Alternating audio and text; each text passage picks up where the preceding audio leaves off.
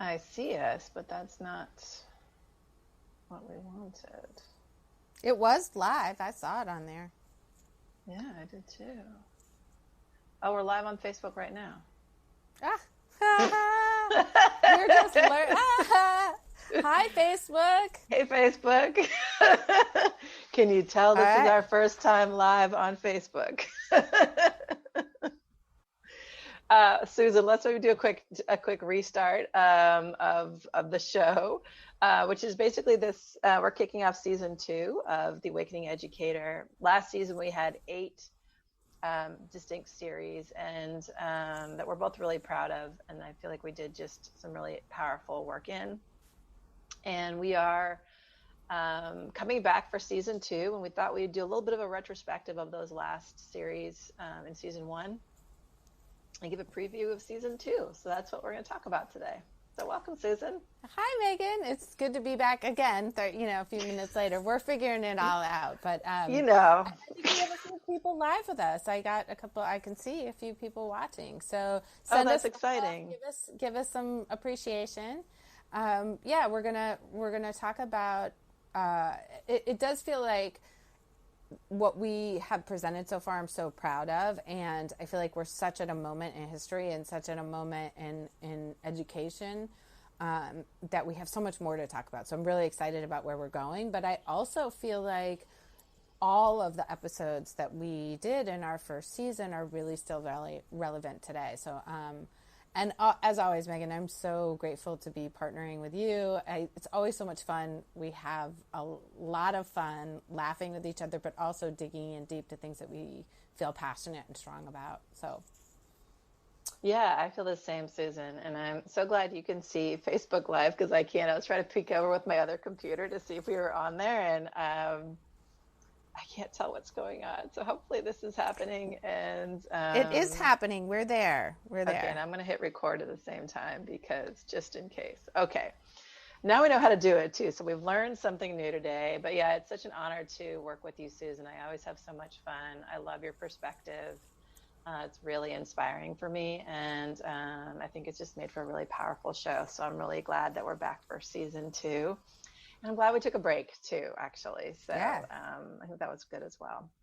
So we start off with history. This is what I was rambling about before the last one, the last video shut down. So I won't ramble as much. I feel like that was a sign.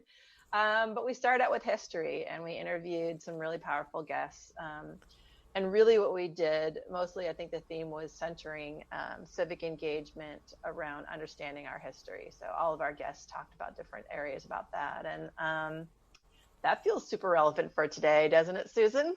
It really does feel very relevant for today, and I feel like that we are at a time that people are going to be studying in history, right? I mean, we're making history right now, and I was thinking particularly about Nicola's project, right, where they untangled things from a really human perspective and put it and give kids the opportunity to learn about history through first source material and to grow. Mm-hmm. And I sort of think about right now that people are going to be looking around back at what happened, and how we managed this incredibly difficult and painful time. And I always, from the very beginning of the pandemic, have asked, how do we emerge from this better than we came in? And I am starting to see bubbles of hope, of change in terms of how we do stuff. So I'm glad we're looking back. I think that, as we said during the history series, looking back, we look back to learn, to move forward. So I've been thinking a lot about history and just civics and how to get active and how do we bring that sort of thoughtful, critical perspective back into education so that kids can make informed decisions about their future. Yeah, I appreciate you saying that. And the idea of civic education is so important. And I think for a lot of us, we've been disillusioned over the last 4 years because of the way that our government's been functioning. And there is this new hope and this new fire. And in fact, I'm feeling so hopeful that I'm running for school board in my local town. And well, I thought I had a kind of a handle on that, and I knew what that kind of civic engagement meant, it's actually been profoundly humbling and inspiring to be a part of this process in my town. It's made me feel really proud and connected to my town in a way that I wasn't before, and makes me really appreciate the contribution and the effort that our leaders put into trying to make their communities or our country a better place. And I'm really hopeful for, my hope is for just knockdown, like home run civic engagement in November. So yeah, current event things that really raised my attention, especially related to this topic, are, we interviewed Dante, who talks about the history of racism and racial prejudice in the United States and how that's showing up today. And boy, has that been relevant always, but with George Floyd and with the death of Breonna and others, of what's happening in the community in our country. I think people are waking up to that history of racism and bias in a way that many didn't before. And I'm really excited about that. And even just this recent action around the post office and just this war about the post office. I mean, it's incredible, right? It's really incredible. And I think even hearing my son talk about it, or my daughter talk about it, and knowing that the conversations are happening, that young people are exploring the systemic way in which they are trying to dismantle democracy, which is, in this moment when people are in shelter in place, it's been the most difficult and painful. But it's also, what's inspired me is to see the huge outpour of activism that young people have been able to come up with at this time. And that's what keeps me hopeful. So knowing our history, having young people know their history and participate in what is absolutely a historical moment, to then emerge from this with a better education system, with a stronger community and stronger education experiences. Yeah, I do feel like we're really rebuilding. So our second series was summer. Yes. this was this time last year. It was. And we had three really different people that we spoke to. The first one was Jennifer Rue, who left education and became a restaurateur. And actually, I'm thinking about her and her family a lot today, because she opened a restaurant in Carmel Valley. And this will be the second time in 3 years that her restaurant and her community has been threatened by the wildfires in the area. And also, I've been thinking about her a lot during the shelter in place, and being a restaurateur in this moment in time is incredibly painful and difficult. Jennifer talked to us about what inspired her to be a teacher and what skills she uses as a teacher now that she's not in the restaurant anymore. What it makes me think about now and about that show is actually a conversation that's been coming up a lot at my office, which is, how do we support teachers as they're teaching online? And one of the main things that I kind of keep coming back to, and I don't say it with any kind of I say it with every bit of humility, but also a lot of hope, that actually so much of what being a teacher is are skills that translate online. It can feel like they're not, but they absolutely do translate. And so many of the ways that we can be strong and effective as teachers do translate online. And I've just been wanting to give that message of hope to educators. So, I mean, I've been in some incredible Zoom meetings watching teachers use their teacher skills and their teacher moves, and being able to identify development. I mean, it's hard. It's a lot harder for them. It's harder. But they are... many teachers are rising far beyond what I think folks would have expected, in being able to engage. And many of our schools in Oakland, who are 100% free and reduced lunch, have 100% of attendance right now. That's amazing. In their classroom, and not just attendance, participation. So we think about all the work that was done over the summer, and how many, I mean, back to our series on summer, so many teachers gave up their summer to be ready for this moment. And I appreciate them for that. Yeah, it's made me kind of appreciate the teaching profession and fall in love with teachers all over again. And, I was a teacher for 10 years, and I have such a deep respect for education, obviously. It's how I've spent my life. But you kind of forget like when it's something that you do all the time, or it's the water that you swim in, you forget to appreciate what's in that water, or you know, the core skills and just the innovation, the hard work, um, the deep desire to connect with kids and to build meaning. It's, you know, and just the creativity and like the, okay, this is the situation, let's figure it out. Like all of that's coming out. And I feel like educators are shining in such a bright and beautiful way right now amidst all the challenges. Yeah. And then, like, I was sitting in the backyard, and I don't know this teacher. She's a neighbor that I could hear, but I don't know. And I was struck over the summer listening to her talk about setting up for the school year for her second grade or young students, and just as one moment. But I just knew that that's what's happening all over the country. So it was a really poignant moment. Yeah, that's really cool.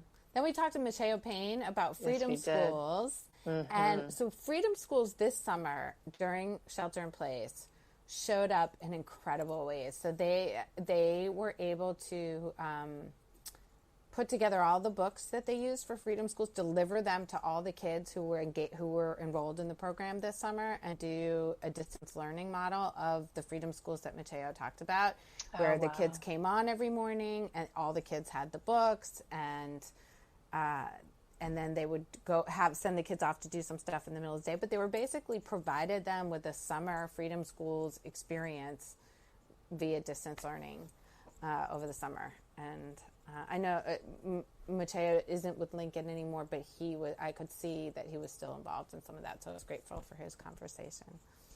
Yeah, and I mean, even like connecting back to the history, actually, like a 2-point bit of that history, which is I was helping Larry Cuban, our first guest on the show, clean out his office just before Shelter in Place. And he has a book, and I've been meaning to give it to you, Susan, and maybe we can give it to Mateo, but that chronicles Freedom Schools, the beginning stages of it. So it's an older book, but it tells the story of Freedom Schools and how they began. Oh, that's great. I snatched it off the shelves. Yeah. Been holding on to it, waiting to give it to you. Such an inspiring model. And again, even related to this time, this idea of that we're all educators and we all have something to offer. And while traditional systems are really important, supporting our most vulnerable populations is job number one. And it's been my biggest concern. And Freedom Schools is an excellent model of that. Yeah. Our final guest for summer was Charles Cole, Dr. Charles Cole. And before we go on to talk, because Charles is doing so much right now, but I want to say that we do have a number of people staying on with us right now live. And I know that some of the work that's been happening in Oakland around and family engagement and Freedom Schools, I think, is part of that. But I know Monera is on here. And hey, Monera. Freedom, she is one of our parent engagement liaison. I think I'm not sure of her title exactly, but she does so much work with parents. And the work that the Office of Equity has done in Oakland this summer to prepare for the moment that we're in right now really made it possible for kids to engage at the level they had. So I could see her on here, and I wanted to say, woohoo! Oh, I'm so excited that Monera is on here. And I mean, talk about an incredible advocate for students and families. And she's totally the example of somebody who... her title is Regional Family Engagement Liaison for Middle School Network. So she just shared with us. Oh, go ahead, Monera. I see you. That's awesome. Yeah, she is amazing. And she's one of those people that has just the world's biggest heart and is such an incredible community organizer. And she addresses families and meets them right where they are with the needs that they have right now. It is fancy, Monera, as are you. I'm so excited that you're here, Monera. That makes me so happy. We need to get Monera on. That's what we should. All right, Monera, you're coming on the show. That's official. It's happening. Then we talked with Charles. We talked with Charles. Actually, Monera and I worked closely with Charles at one time. Yes. That's a good connection. And he's doing a ton. And he talked about kind of claiming and owning your own story. And that's a lot of what the work that he does is owning his story of being a child of parents who were addicted to crack cocaine and what happened to him and what happened to them, his parents, as they have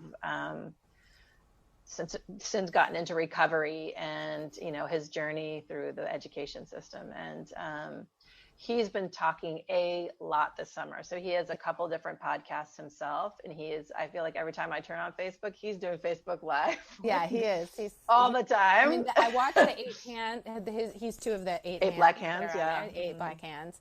And they've had some really powerful conversations about education, deep stuff. And then I know he's had those conversations about how, so I really appreciate his voice and that owning the narrative. And I think supporting our young people to find their voice and to find their narrative, incredibly important.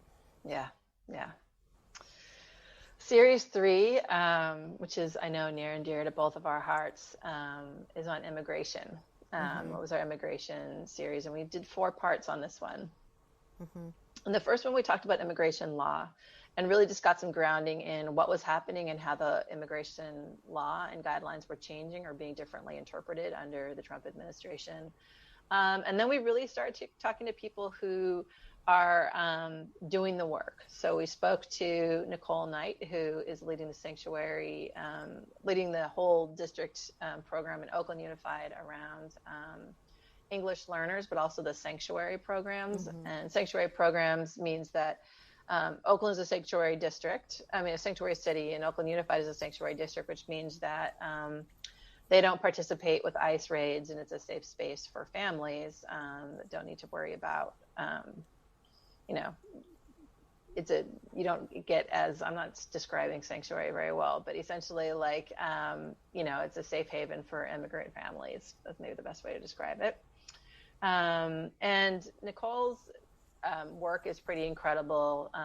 The way that she provides guidance for her students is really profound, and she's really transformed the English language learner program in Oakland, something that is really data-based, intentional, forward-thinking. And unfortunately, in a lot of districts, English learners, as with a lot of other underserved populations, can get kind of lost in the system. And I feel like Nicole's really done a great job, she and her colleagues and her team, to really elevate English learners and their needs to, she's right at the table with everyone else. And I'm the network that I support has all of the dual language elementary schools and serves the majority of newcomers in the district. And I'm so grateful for Nicole and the work that they've done, and also see that not only are they elevated, their needs are elevated, but we're able to recognize, I think because of her leadership, we're able to recognize what they bring to our district as well. And that having a second language and that students who are native English speakers are able to benefit from being in dual language programs with students who are native Spanish or some other native language. And that it isn't we're giving, it's what do we have to give to each other. And that's been, I think, incredibly powerful. And a lot of that is due to Nicole's leadership. Yeah, I love that you named that. Then we had an interview with someone who I revel at his courage and his humility. But we talked to Gustavo Garcia Rojas, who is an undocumented immigrant, and he came on and kind of named that, and was a former recipient of the DACA program, the Deferred Action for Child. And he graduated from Holy Names with his master's degree in marriage and family therapy. And go ahead, Gustavo. So that happened since we spoke to him. He's working with immigrant community as well, and in a clinical role. So. Very grateful. I was so appreciative of his willingness to step forward and kind of share his story during a time when it can feel really frightening to share your story, because there have been a lot of attacks on immigrants during the Trump administration, and a lot of rollbacks of rights and privileges that we've worked to put in place for immigrants, especially children coming in, that are not making a choice to come here, and they're here, and they identify with themselves and they feel more American than they do often from wherever they came from. And yet they're not treated like citizens here. So it's a really painful dynamic. Yep. Yeah. We have so much work to do in this area, and so much. And I've seen some things through social media lately, and I'm hoping they continue to elevate around like Black and Brown voices coming together to really highlight the inequality and the racism that permeates on both communities as a joint together through liberation. And we have so much work to do in this area. Yeah, it makes me really hopeful. Susan and I talked a lot about it, and we kind of fell off with giving updates, and that was our failing, and hopefully we can come back with it. But part of what we spent a lot of last year doing was talking about what was happening at the border, the U.S.-Mexican border in particular, and the separation of children and families at the border. And that's one of the most painful parts for me over the last few years to witness and to feel, besides us talking about using our platform, feeling so powerless to address. There are still children in cages. There are still children in cages. There's still children who have been separated from their families, for some of them more than a year. The youngest case was a 6-month-old separated from their mother. And this does profound developmental damage, which we'll get to when we talk about our guests and trauma. But this is traumatizing for children. It literally causes brain damage for them, and it'll cause challenges for them as they grow and develop. And it's an unnecessary and just cruel policy. And the recent news, and I haven't followed up on it, but the recent news was that there was a ruling that we need to stop separating children from families. So there was a court ruling in support of keeping families together. But as we speak right now, there are families that are separated and are not connected. So it's a really big problem, and children got lost in the system. I mean, it's profoundly damaging what's been happening. Then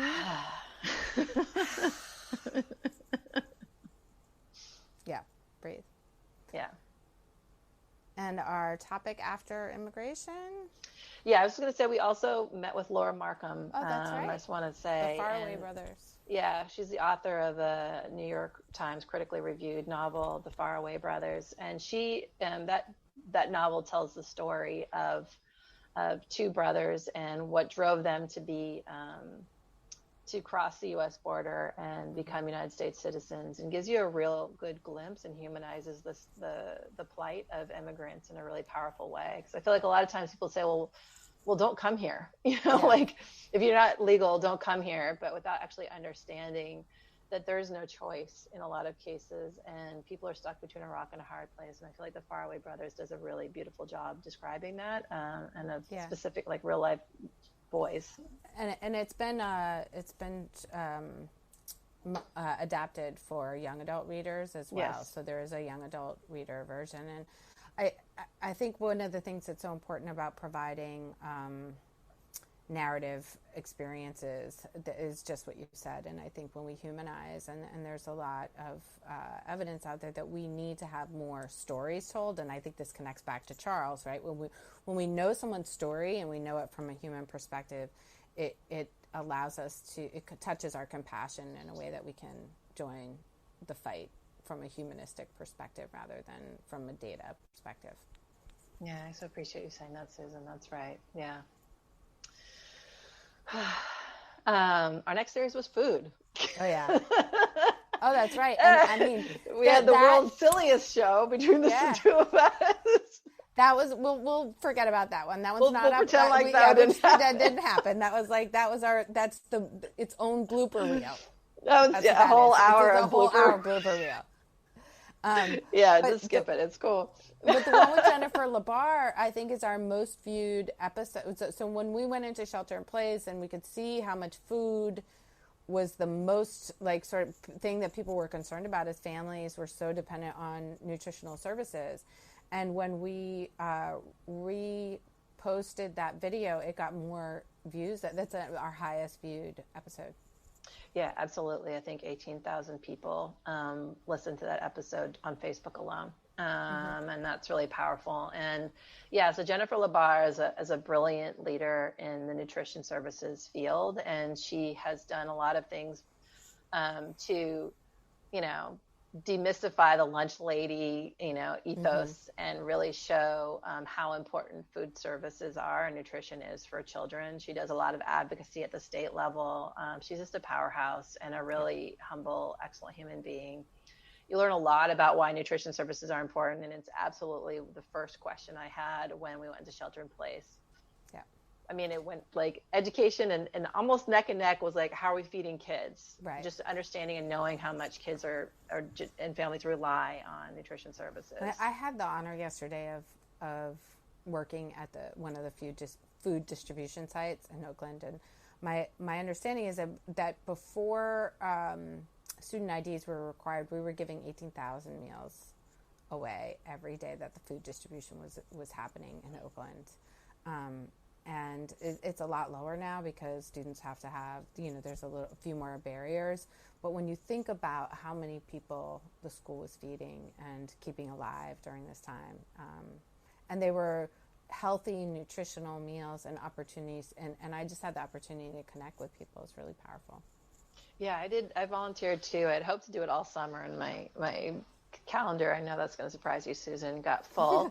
But I did get to go and work at one of the schools and pack the bags that go to families, and it's nutritional. It was just, I was just imagining like what a gift it is to be able to come up and get food, and Mm-hmm. how frightening it must be in this moment in time to know that you didn't have enough to feed your family. So it's just a great service. The other person we talked to in this series was Delane Easton, who's the former state superintendent of public instruction in California. And she actually talked about the policy part. So we do try and always talk policy to practice. And she Mm-hmm. gave some of the policy behind nutrition programs and services in the first place, the history of when they came about, why those services became a part of the education system. And she is a particular proponent of gardens in schools. So we talked about that as well. Yeah, and I've been gardening. I mean, that's what I've been doing during shelter in place is gardening, and it reminds me how healing it is to get your hands in dirt and eat your own food. So hopefully when we go back into school buildings that others will have found a love for gardening. I feel like that's one of those areas that is possible to be part of our reimagining in terms of science and nutrition. Well, and when I was an assistant principal, we had a little garden at our school, and I would actually, when kids got in trouble, quote unquote, or they got sent to my office, often we would go out and we would garden together and talk. So it wasn't this place of getting in trouble, but it was a place of like, let's process together. And kids that were regular, frequent flyers, as we sometimes say in education, that would come to me, they would ask for it. They'd see me in the yard and say, when can we do garden time again? Because there was something really nurturing about touching the earth. And, you're not sitting behind a desk with a power dynamic of, the assistant principal and the kid in trouble, but we just were talking to each other as people. And it just was a really powerful way of connecting with kids. And I really appreciated it. So.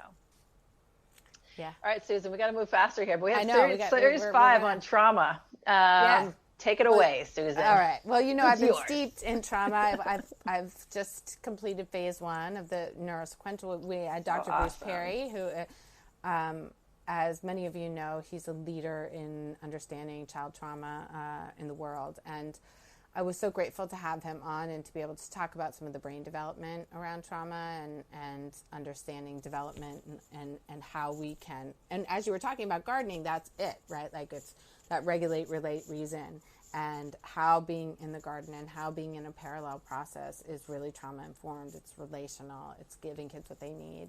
And it's making sure adults are taken care of. And I think that leads to our next guest in trauma, who was on self-care and self-compassion. Yeah, Jacqueline Allison, who she just finished her PhD, and her study was on teacher compassion fatigue. And really what that means is that when we're not learning how to resource ourselves and take care of ourselves, then our capacity to be able to provide care for our students diminishes over time. Mm-hmm. Which makes us a lot of rational sense. But again, often educators dismiss that. And right now, I mean, that's one of the areas that has come up repeatedly is this is such an incredibly difficult time for teachers. And I think when we first went into shelter in place, there was a lot of like, thank you, teachers, appreciation of teachers. And I think as the discussion of in the building, out of the building, I've really finding compassion for how difficult this time is and how much we're asking of our teachers, that there's been a lot of emotional strain and stress. And so I've been working to try and create spaces for teachers to incorporate self-care, self-care buddies, so that you have someone that you can check in with, and just creating spaces for teachers to have compassion, because it's an incredibly difficult time for them. Yeah, that's really important, Susan. And I totally agree. And, you know, I work and teach a lot about mindfulness during my day job. And I've been really heartened to see how much self-care, self-compassion is starting to become something that people understand just inherently is necessary for us to provide to educators and to give them that space to have. Yeah, we need to invest in this time. You know, the teachers are doing so much for their kids, and they also have their own kids at home. And a lot of them are having to face fears they have about being exposed to COVID if they go back to school. I mean, it's a really tough situation. Yep. And then we ended with trauma-informed practices. Yeah, with Angela and Gemma from Montana, who are implementing the Bruce Perry's neurosequential model with students and children, and just talking about the challenges of creating trauma-informed classrooms with early childhood and working with families who are in stressful situations. And I've had quite a bit of contact with Angela over the summer, and working with families in this new reality and how to be trauma informed. So like teachers, and I think many families who are already under an enormous amount of stress have been under more stress than ever, and switching to telehealth for mental health is been a big shift for a lot of mental health providers. And sort of how do we support families to take care of each other and take care of their space. So that was time. All of our shows have been so timely. They're so timely, and the information is still so relevant. So, I mean, I think we're really hoping, and we're taking the time to reintroduce our shows now with the hope that you'll go back and listen to them, because it's really powerful, worthwhile information, absolutely applicable in this moment. And we've just been so gifted with some really brilliant guests, and we will have more coming forward, but yes, really brilliant guests talking about stuff that's so relevant in education today. But we are running out of time, and so we got to get through the others. It's my fault too. We talked too much. That's good. Okay. We did a series on mindfulness. I'm going to go quick through mindfulness. We talked to 3 excellent educators about mindfulness, one of whom is my namesake, or I'm older, so she's my namesake, another Megan Sweet. But we talked about mindfulness and social emotional learning, and how mindfulness plays a vital role in education. I talk a lot about this professionally, so I don't feel a lot of fire to talk about it now, but we have really great interviews. So please don't take my lack of discussion now for anything other than the fact that we got a boogie. But learned about really powerful models. Mina's conversation really is had a lot of she's moving forward SEL and mindfulness, and I think that's a great episode as well. Yeah, and she talks also a lot about how mindfulness and SEL are really essential for us to have as we enter into conversations about race and bias, and she's a big advocate there. So it's very, very powerful interview. So please check those out. Our next one was on administrators, Susan. I know, we talked with Ashley right as shelter in place I right as it went in, and she was like in the thick of it, and so we had hopefully we'll be able to follow back up with her to kind of see how it's evolved to this point. But that was a very timely, sort of in the mind of a principal. Yeah, we got to watch a principal's wheels turning as she was trying to figure out how to navigate, like all the questions that were top of mind for her. I mean, what a bit of gold for anybody who wants to study administrators and what's happening in this time. We also talked to a district leader, Sarah Stone, about what it is to lead a district and what are the ways that she thinks about that. That was also a really popular show, and one that folks really connected with, and actually is often our most commonly downloaded one. Yeah. So it's one that people really are learning a lot about. And then we talked with a principal from inner city school who you work with really closely, Anna Moy Booker. Who's also working leadership. Really hard at the trauma informed. So she through is. arts. Our final series, look how fast we can move when we're forcing ourselves. It's amazing. This is the one I would love to talk about for 2 hours probably, but our final series was on kids, and we spoke with kids and caught up with them as they were navigating shelter in place.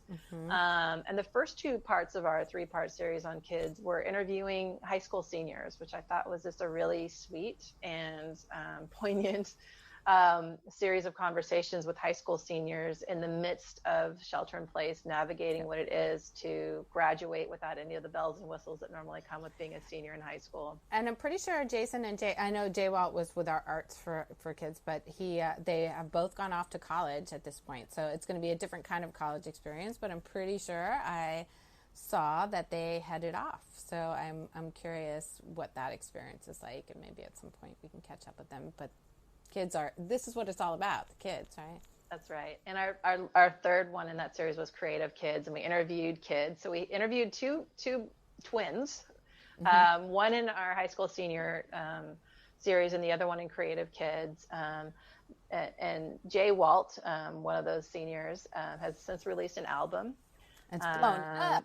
And it's blown up. And he couldn't be more sweet and humble and just powerful. So it's a great interview to hear Jay Walt. He is off to school. They did like a magazine or newspaper article. I guess the New York Times featured him. Something like that. Yeah. So it's a really cool episode, and we have links to his album on our page, on our webpage at your3eyes.com. And we also interviewed kids that are just doing good things with their time off. So kids that are making jewelry for a cause. An 8-year-old who's like into self-styled Barbie fashion, who, we need to give her own show because she took over. And then some kids like a brother and sister that Kai and Bailey, who are just incredibly sweet with each other and great musicians. Yeah, they're like parent goals around siblings, which no interactions with my sisters and I even now look like that. So let's just say. And their mom, Rachel, who is also in education, who I'm hoping that we can get on, just completed a study around how arts in education actually increases academic performance. And it just was released, and it was a several-year study which some of our Oakland schools were participated in. So maybe at some point, because both of those kids are really artistic, and I think you could see the richness in the research study that she did. So yeah, it'd be really cool to do an arts and education one. So yeah, that'd be cool. And that's actually that's a good pivot point for us to talk a little bit about what's coming up next. So if you're joining us live, or if you're listening to this later and you're on Facebook, please drop us a line and tell us a series that you would be interested in, especially if you have people that you think would be powerful for us to talk to. Education is a deep and wide subject, and there's lots of ways we could go. And we can always revisit some of these topics again with different perspectives. It's all about hearing from different people and what feels important to them. Yeah. But we have 2 series that we are booking at the moment, and we'll be recording imminently. Do you want to describe one of them, Susan? So we are going to have a series on education finance, which I think is particularly timely as we look at the economy changes and the shifts in needs and funding. So we're going to talk to some folks in education who really understand the way both finance works and what to do in the building on how to make the most of your money. Yeah, I think just clarifying that there's been a lot of news in the media about Betsy DeVos, who's the U.S. Department of Education secretary, and her efforts to actually defund some of the programming that, speaking of nutrition, other things that actually serve our highest need folks. So some of the funding that's at risk right now are things like special education funding and nutrition services, and those are the populations that need our support. And it's complex stuff, and this is an area that Megan is definitely far more informed my chance in to than geek I out. am, and her chance to geek out. But it's it really plays into everything. So we think it's important for people to understand funding so that we can make informed conversations about things. Yes, please don't so my experience as a career educator who's been focused on education finance is, as soon as I say education finance, you see like a little bit of glaze going over people's eyes, and I can almost see them like mentally or physically backpedaling from me so they don't have to talk to me about education finance. But we promise to make it incredibly interesting and vital, because it plays such a crucial role in the work that we do. And there's so much misinformation that we'll try and give you information, but then also really practical examples of how education finance influences what our kids' experiences are. So we're excited to talk about that. And we are also going to be talking about equity in education. And equity is a through line throughout all of our conversations, I feel like, Susan. And Absolutely. we talk about it a lot. But we're going to focus specifically on educators of color and leaders of color during this time, and ask them about their experiences being in the education system, and also what they see and what they hope for in this moment where there's a lot more awareness and support for initiatives. So my daughter's at the door because I got to get her book. Close the book. Oh no! So I know, and we talked way over when we thought we were going to. I know we did. Okay, I'm sorry, Izzy. We'll be finishing up right now. We promise. Yes. And so those are the two that we have booked that are coming. Yes. But we really do want your input. So we encourage you to share ideas, share topics, participate. We're going to try and do more Facebook Live. So we're watching your feedback and want to incorporate your conversation when we're recording. So we thank all of you. We're excited to be back. We're excited for season 2. Yeah, well, welcome back to season 2 of the Awakening Educator. Susan, I couldn't be more excited to be doing this with you. Me too. Enjoy going to buy books. Oop, the dog's barking. Everyone's ready for us to stop. So we're going to stop now. Okay. Bye, everybody. Bye, everybody.